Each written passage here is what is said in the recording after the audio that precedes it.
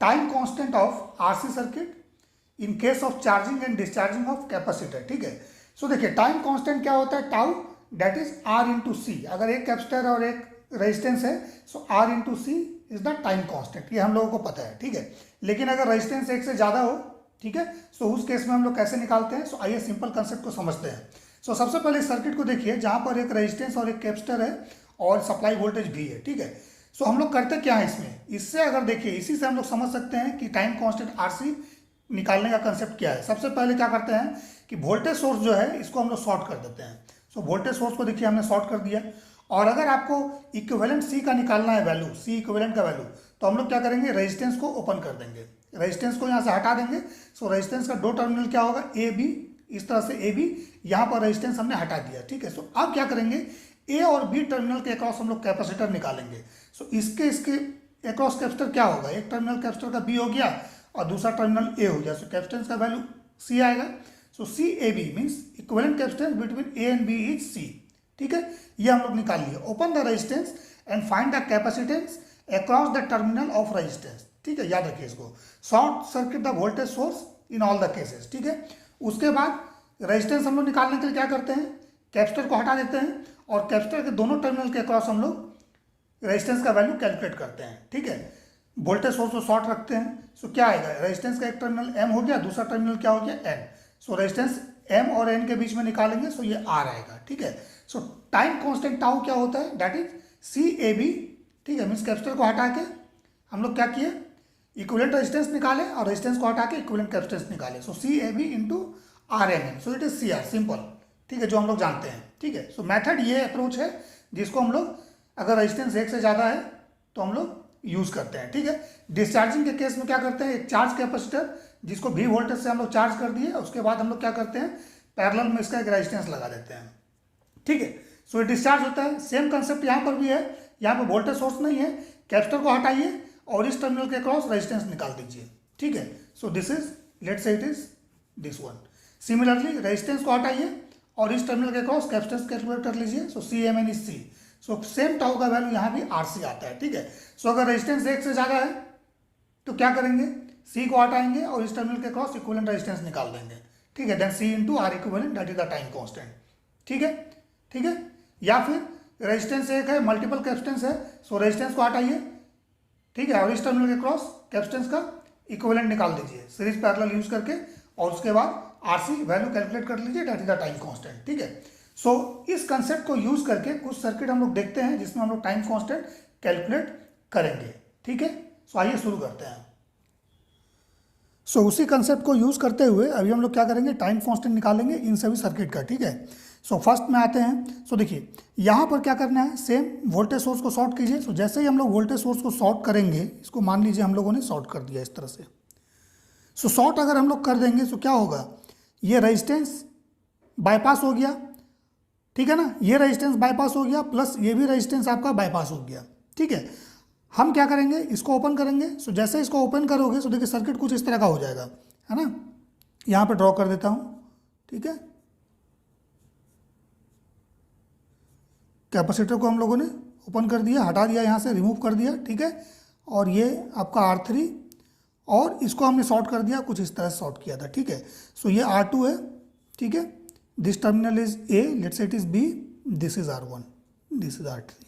सो हम लोग को रेजिस्टेंस निकालना है A और B के बीच में। सो A और B के बीच में अगर रेजिस्टेंस निकालेंगे तो देखिए कुछ इस तरह से हो जाएगा, दिस इज A। ठीक है ना, ठीक है, रेजिस्टेंस हम लोग लगा दिया R2 यहाँ पर।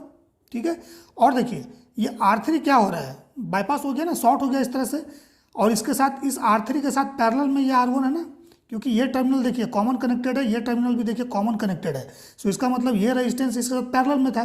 ठीक है, सो ये अगर बाईपास हो रहा है, ये भी बाईपास हो रहा है। ठीक है ना, सो इसका मतलब ये है कि हम लोग यहाँ पर सिंपल इसको एक शॉर्ट सर्किट से इस तरह से कनेक्ट कर सकते हैं, और यहाँ पर हमारा ये टर्मिनल क्या है, B है। ठीक है, ये कैपेसिटर R3 और ये R1, ये शॉर्ट हो गया। सो यहाँ पर अगर A और B के बीच में हम लोग इक्विवेलेंट रेजिस्टेंस निकालेंगे, तो यहाँ पर R इक्विवेलेंट का वैल्यू क्या आएगा, R2 आएगा। ठीक है ना, इसको इस तरह से ओपन कर दिया, इसको इधर कर दिया। ठीक है, सो बीच में शॉर्ट हो गया, दोनों शॉर्ट हो गया तो सिंपल वायर से कनेक्ट कर दिया हमने। ठीक है, सो यहाँ पर R इक्विवेलेंट का वैल्यू R2 आया। सो टाउ का वैल्यू जब कैलकुलेट करेंगे, so R equivalent into C ये capacitor, so it is equal to R2C, ठीक है। ये टाइम कांस्टेंट इस केस में होगा, ठीक है। सेकंड में आते हैं, सो सेकंड में देखिए सेम, फिर इसको शॉर्ट हमने किया, सो जैसे ही इसको शॉर्ट करेंगे सो ये क्या होगा, R1 और ये R2 क्या होगा, पैरेलल में हो जाएगा ना, क्योंकि इस R2 का एक टर्मिनल और इस R1 का एक टर्मिनल यहाँ पे कॉमन है, और इस R2 और इस R1 का अनदर टर्मिनल यहाँ पर कॉमन हो गया है ना, इसे कनेक्टेड हो गया ना। सो ये R2 R1 पैरेलल हो गया। सो इसको अगर रीड्रॉ किया जाए सर्किट को, इस कैपेसिटर को ओपन करके, सो सर्किट कैसा बनेगा, सो देखिए सर्किट कुछ इस तरह से बनेगा, ये R3 हो गया, ठीक है, और ये R1 हो गया, एंड दिस इज R2, ठीक है। This is A, this is B, so ये वाला आपका ए हो जाएगा एंड दिस इज बी, ठीक है ना। इसको हटा दिया हमने, इसको ऊपर की तरफ ओपन कर दिया, इसको इधर नीचे कर दिया, सो ये R1 R2 क्या हो गया, पैरेलल में हो गया। सो पैरेलल कॉम्बिनेशन दोनों का निकालिए, सो इन दोनों का पैरेलल कॉम्बिनेशन जब निकालोगे सो R1 R2 divide by R1 plus R2 हो जाएगा, ठीक है। और इसके साथ सीरीज में है R3, सो प्लस R3 कर दीजिए, so that is equal to R equivalent.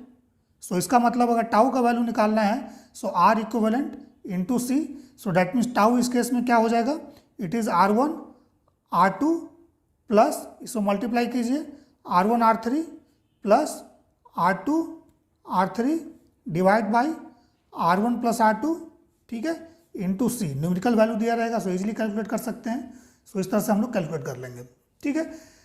Third में आते हैं, सो यहाँ पर फिर इसको शॉर्ट कीजिए, सो शॉर्ट कीजिए और इसको ओपन कीजिए। सो शॉर्ट करके जब इसको ओपन करेंगे सो देखिए सर्किट कुछ इस तरह का हो जाएगा, ठीक है, इस तरह से, this is A and this is B, capacitor का टर्मिनल, ये R2 हो गया, दिस इज R1, ठीक है।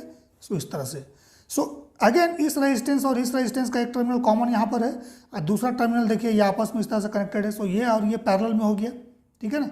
सो पैरेलल में है, सो यहाँ पर R इक्विवेलेंट का वैल्यू क्या हो जाएगा, R1 R2 divide by R1 plus R2, ठीक है। इसके साथ C मल्टीप्लाई कीजिए, this is tau, time constant, ठीक है। नेक्स्ट केस में आइए, सो नेक्स्ट केस में जैसे ही इसको हम लोग शॉर्ट करेंगे वोल्टेज सोर्स को, सो वोल्टेज सोर्स को जैसे ही शॉर्ट करेंगे सो क्या होगा, ये रेजिस्टेंस बाईपास हो गया। सो बाईपास हो गया, सो उसका यूज़ खत्म हो गया, क्योंकि इस पॉइंट का और इस पॉइंट का वायर से हम लोग कनेक्ट कर दिए हैं। so जैसे ही वायर से कनेक्ट करेंगे इस रेजिस्टेंस क्या हो गया, इस करंट अगर फ्लो होगा सो ऐसे निकलेगा ना, करंट इसके थ्रू तो जाएगा ही नहीं, ठीक है। सो इसका यूज़ खत्म हो गया ना, सो यूज़ खत्म हो गया तो सिंपल ये सर्किट क्या हो गया, एक रेजिस्टेंस R1 और उसके साथ ये C कनेक्टेड है, बस इस तरह से ये कन्वर्ट हो गया, ठीक है। आपने इसको ओपन कर दिया, सो ओपन कर दिया तो टर्मिनल ए भी सो इस तरह का आ जाएगा, R1 टर्मिनल ए, ठीक है, और ये B। सो ए और बी के बीच में इक्विवेलेंट रेजिस्टेंस कितना है, R1 है। सो यहाँ पे टाइम कांस्टेंट टाउ क्या हो जाएगा, R1 इंटू C, ठीक है, ये हो गया, ठीक है। नेक्स्ट केस में आइए, सो इसमें जब कैलकुलेट करेंगे वोल्टेज सोर्स को शॉर्ट किया, सो जैसे ही शॉर्ट करके इसको ओपन हम लोग करेंगे सो सर्किट कुछ इस तरह का हो जाएगा, R1, ठीक है, उसके साथ ये सीरीज में R3 आ रहा है, इस कॉम्बिनेशन के साथ यहाँ पर कनेक्ट कीजिए R2, देन कैपेसिटर यहाँ पर था ए बी के बीच में आप रेजिस्टेंस निकालिए इक्विवेलेंट।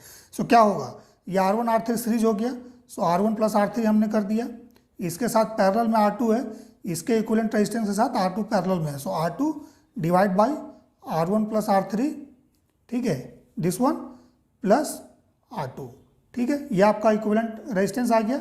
इसके साथ क्या करना है, C को मल्टीप्लाई कर दीजिए, this is time constant tau, ठीक है ना, इसका इक्विवेलेंट। सो ये सीरीज कॉम्बिनेशन के साथ पैरेलल में है, सो R1 plus R3 into R2 divide by R1 plus R3 plus R2, ठीक है, रेजिस्टेंस इंटू कैपेसिटर, सो ये टाइम कांस्टेंट, ठीक है।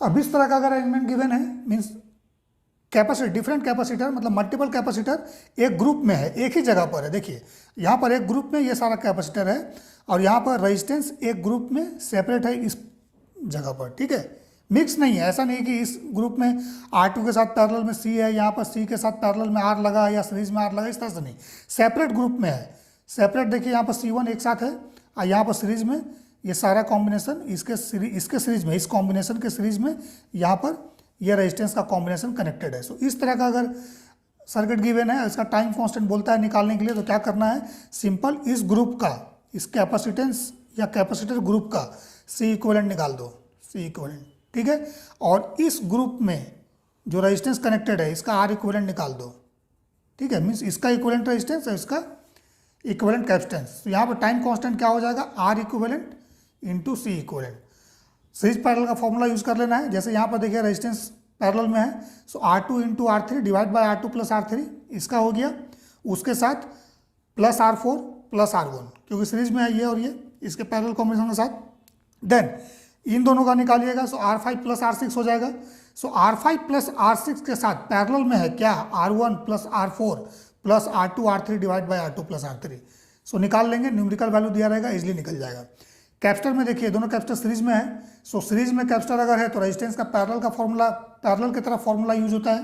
दैट मीन्स इसका इक्विवेलेंट कैपेसिटेंस अगर निकालोगे तो C2C3 divide by C2 plus C3, उसके साथ पैरेलल में C4 है, सो प्लस C4 हो जाएगा सिंपल, ठीक है। देन इसका इक्विवेलेंट निकालने के बाद ये आपका सीरीज में है, सो मान लिया इस ग्रुप का, इस कैपेसिटर का इक्विवेलेंट कैपेसिटेंस अगर आपने निकाला, let's say it is Cn, तो इस Cn के साथ ये C1 सीरीज में होगा। That means Cn into C1 divide by C1 plus Cn ये होगा, और Cn का वैल्यू क्या हो जाएगा, Cn is equal to C2C3 divide by C2 plus C3, ठीक है, प्लस C4, ठीक है ना। ये कुछ इस तरह से हम लोगों का वैल्यू आ जाएगा, ठीक है। सीरीज में है सो इस तरह का फॉर्मूला यूज होगा, उसके साथ ये पैरेलल में है सो प्लस C4 ऐड कर दिए। देन इस कॉम्बिनेशन के साथ ये सीरीज में है, सो फिर यहाँ पर फॉर्मूला इस तरह से यूज हो जाएगा। सो सी इक्विवेलेंट निकाल लिया, निकालने के बाद मल्टीप्लाई कर देना है, use tau equal to R equivalent C equivalent formula, time constant आपका निकल जाएगा, ठीक है ना।